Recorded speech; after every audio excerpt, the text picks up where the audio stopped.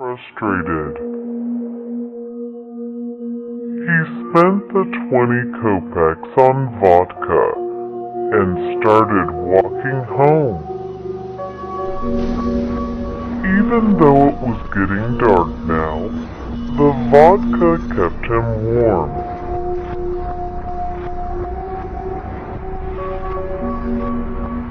As Simon was walking, he came near a small church by the road.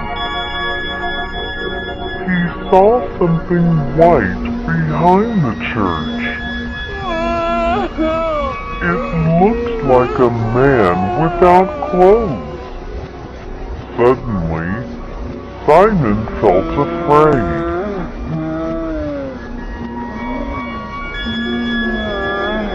Robbers must have killed him and taken his clothes, Simon thought.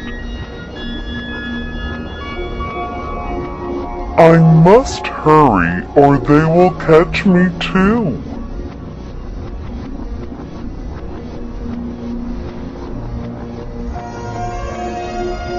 Simon hurried past the church. After a while, he looked back. What should I do? Thought Simon. If I go back there, he might kill me for my clothes. And if he doesn't attack me, what can I do for him? So Simon ran down the road out of sight. At the top of the next hill, he suddenly stopped. What am I doing? Simon thought. The man could be dying. I should be ashamed of myself. Simon turned around and went back to the church. When Simon went behind the church, he saw a young man there. This young man was tall and healthy, but he looked afraid. He was very handsome, with a kind face. Suddenly, Simon liked the young man. Simon took off his old jacket and put it around the young man's shoulders. Simon also had an extra pair of boots, which he gave to the young man.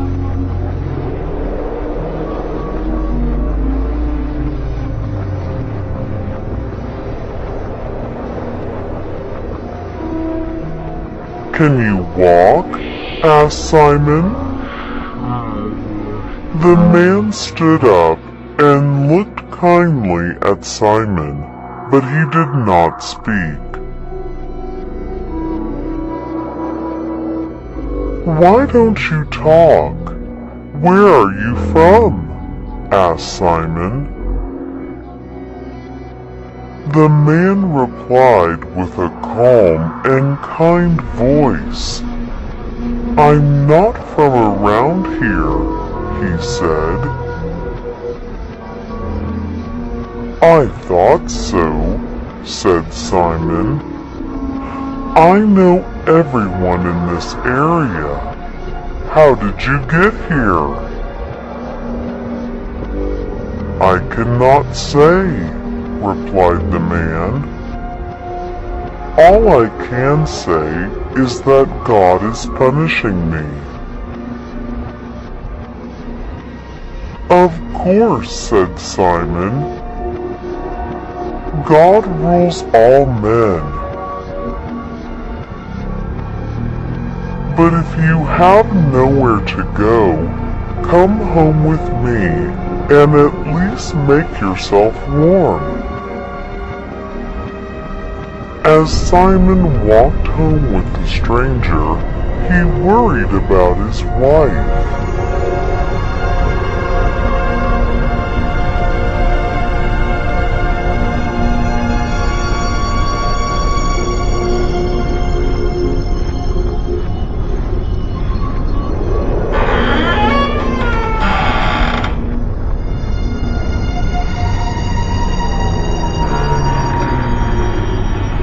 Martha, Simon's wife, heard Simon come into the house. She smelled vodka and also noticed that Simon did not have a winter coat. And who is this stranger he brought home? Martha thought. Another drunk he met in the bar? Martha was very disappointed. Martha, said Simon, let's have some supper if it's ready. Martha became very angry. You are late coming home, so the food is not ready. Not only are you late, but you don't have a coat. You spent all our money on vodka, and you bring a strange man home. He doesn't even have clothes of his own. I have no supper for drunks like you. That's enough, Martha, said Simon. He tried to explain himself, but she was too angry. I should never have married you, she said. What are we going to do this winter without a coat? And all you can do is bring drunken strangers to eat what little food we have? Then Martha looked at the stranger. She said, if he were a good man, he would not be naked. And you would tell me where he came from. That's what I'm trying to tell you, said Simon.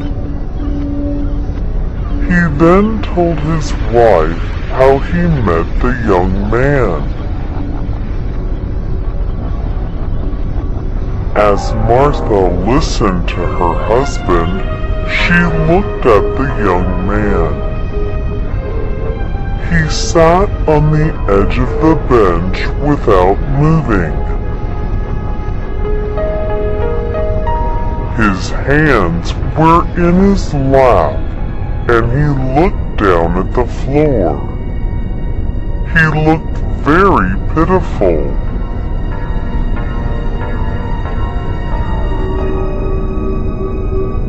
After Simon told his story, he said, Martha, don't you love God? When Martha heard these words, she had compassion for the stranger. She went back into the kitchen and got some tea and bread. She put them in front of the stranger. Eat if you want to, she said. As Martha looked at the young man eating, she did not feel angry anymore. She thought she could like this young man. Suddenly, the stranger looked up and smiled. A light seemed to come from his face.